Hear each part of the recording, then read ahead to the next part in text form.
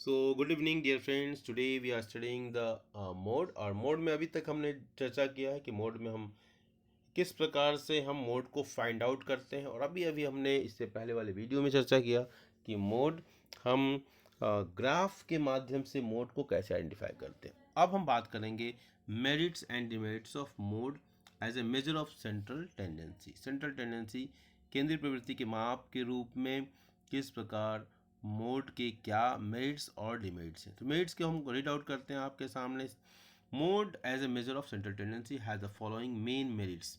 Simple and popular, fashion की बात है, ट्रेंड की बात है और बहुत ही आसान है। जैसे भी हम ग्राफ में देखा, जो सबसे बड़ा रेक्टेंगल जिराफ कह दिया हमने और हमने पता कर लिया कि जब सबसे बड़ा रेक्टेंगल है उसकी फ्रीक्वेंसी ज़्यादा है इसलिए वो मोड है।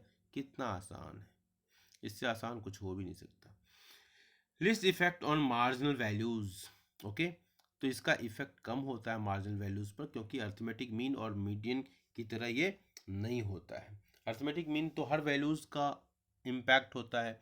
अगर एवरेज जो निकाल रहे हैं, एवरेज निकालने में अगर कोई वैल्यू बहुत बड़ा है और कोई वैल्यू बहुत छोटा है,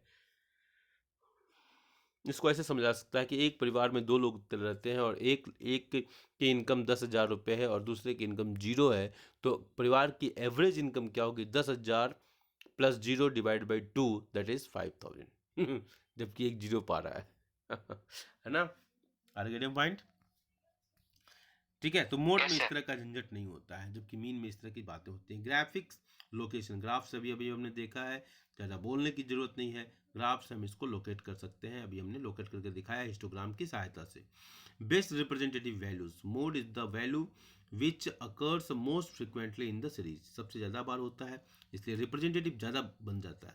ओके, जिसकी बारंबारता ज़्यादा होगी, जो बार बार रिपीट हो रहा है, वो रिप्रेजेंट ज़्यादा करेगा ग्रुप को। ओके, ठीक है। Accordingly, mode is the best representative value of the series. No need of knowing all the items or frequencies. The calculation of mode does not require knowledge of all the items and frequencies of a distribution. In simple series, it is enough if one knows the item with the highest frequency in the distribution. Okay. चलिए next हम बात करते हैं इसके demerits की बात करते हैं। जल्दी से देखते हैं डिमेरिट्स के बारे में क्या है डिमेरिट्स। तो डिमेरिट्स क्या है? फर्स्ट पॉइंट, अनसर्टेन एंड वेग। ठीक है, uncertain, mode is uncertain and वेग मेजर ऑफ सेंट्रल टेंडेंसी।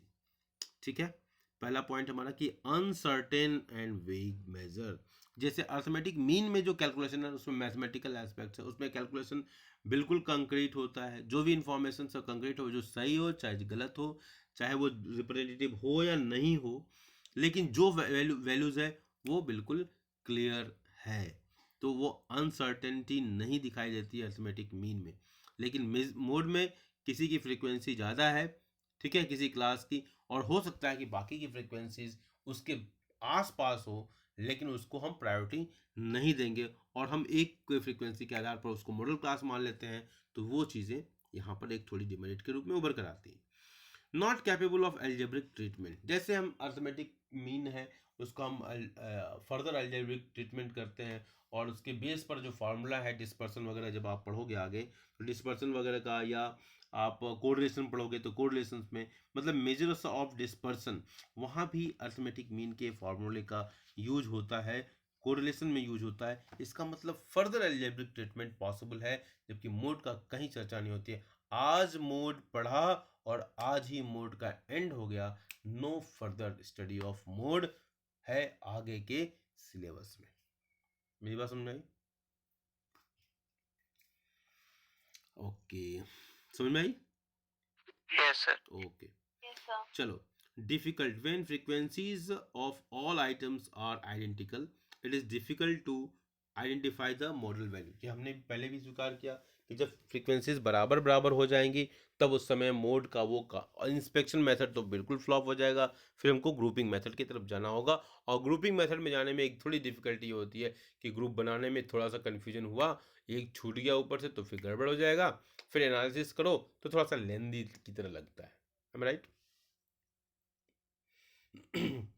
वही पॉइंट है सेकेंड, नेक्स्ट पॉइंट है कॉम्प्लेक्स प्रोसीजर ऑफ ग्रुपिंग। ठीक है, उसी पॉइंट पे लिखा और इग्नोर्स एक्सट्रीम मार्जिनल फ्रीक्वेंसीज। ठीक है, जो मार्जिनल फ्रीक्वेंसीज, छोटी छोटी फ्रीक्वेंसीज, उसको इग्नोर करने का काम करता है। It ignores extreme marginal frequencies to that extent model value is not a representative value of all the items in a series। ठीक है, तो ये हमारा था डिमेरिट, जो कि आज हमने मेरिट एंड डिमेरिट के रूप में देखा।